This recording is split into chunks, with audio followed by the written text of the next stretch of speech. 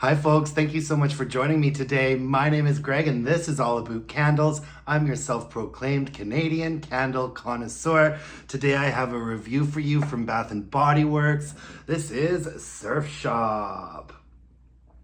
I actually ended up really loving this packaging because when you're burning it, there's sort of transparent part of the candle here, and it had a really pretty blue wax. And so when you're burning it, you just sort of see like these ocean waves through the wraparound, and it looked absolutely stunning when it was being burned.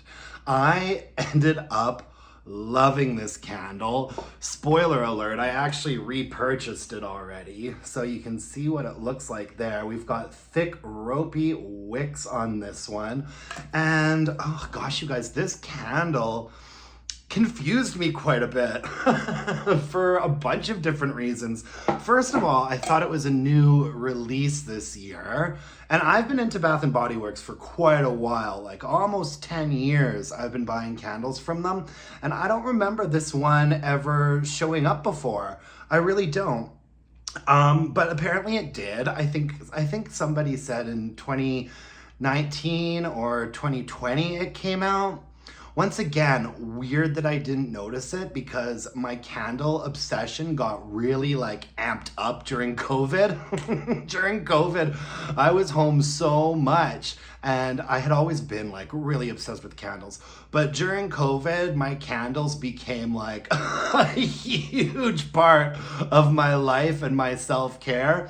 And so I'm surprised that I've missed this one before, but who cares? It's here now. The scent notes on Surf Shop are Oceanside Birch, Sparkling Waves, and Summer Spruce. Oh my goodness gracious, I love this one. This collection had a lot of candles in it that were kind of similar, but I liked them all. You know, Turquoise Waters is a bit like this. Also, Sea Salt and Sails is a little bit similar to this. But this one confused me quite a bit because there's a scent that I'm getting in there that is not listed. We've got birch, waves, and spruce. I definitely pick up on the spruce. And I definitely pick up on the brininess of the ocean. But to me, it's not like a bubbly ocean note. It's like a still, like mid-level note. And birch as well. Birch is a really strong wood that can be quite overpowering, but it's nice in this. But there's also something in this candle that I cannot quite put my finger on. Let me get the new one so I can.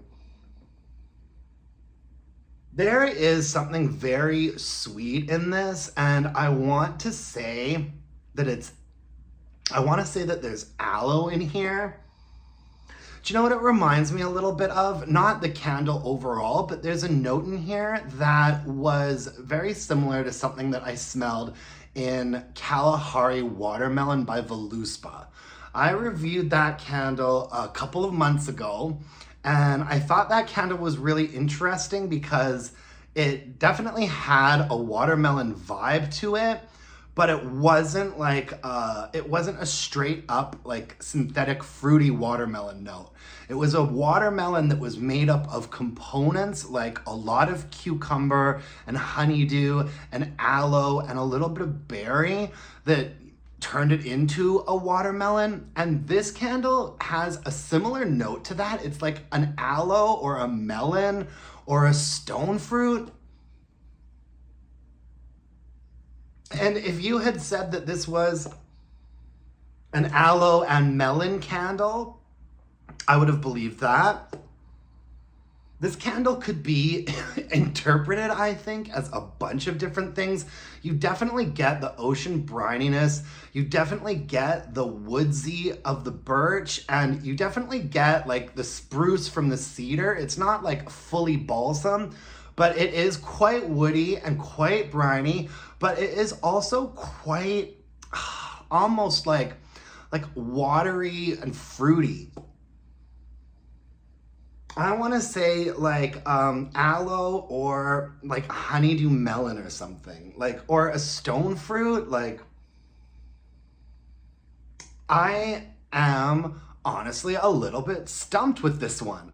I mean, if you think fruit and you smell it, it smells like a fruity candle.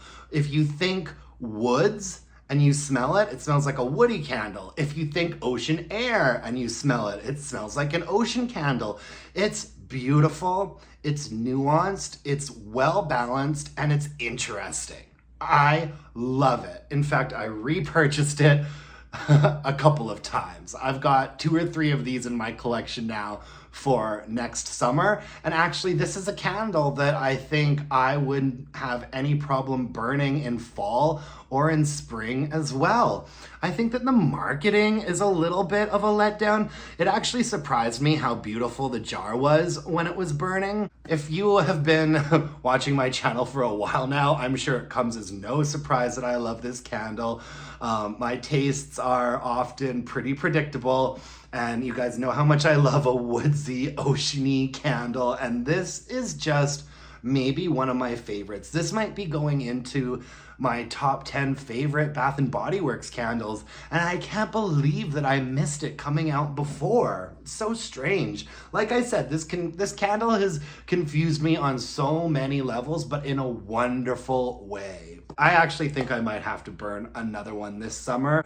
I'd like burning this one in August, actually. Anyways, let's move on to performance. It did really well for the most part. Look at how clean and blue and pretty that wax still is. Very little sooting, very little discoloration.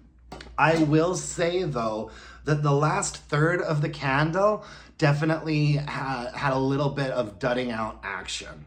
The last third of the candle really, the burn really slowed down quite a bit for me. And in fact, at one point after blowing it out, after I had been burning it with like teeny tiny wicks and itty bitty flames for a couple of hours, I blew it out and I did remove a little bit of wax from it for my next burn, and that seemed to correct it. I hate taking wax out of candles. I mean, it's always a last resort for me, but I was enjoying this one so much, and I was pretty convinced that if I didn't do anything, it was just gonna be a dud for the rest of its life. So I did end up babying it a little bit and removing some of that wax, and then it lit up perfectly fine and went all the way down to the wick nickels. I would say that the strength and throw was a solid 7.5. And that goes for a fairly open space. In fact, I think I might have moved it into my bedroom at one point. So in a medium to a large to an open space, I'd say that the strength and throw ranged from a 7 to a 7.5. It didn't always have a super overwhelming presence, and sometimes it would take me sort of walking in and out of a room to really get hit with it again.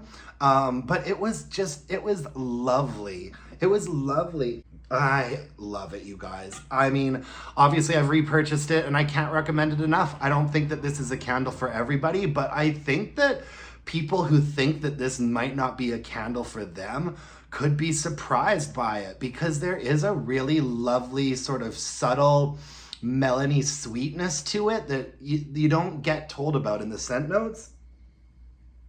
And I adore it.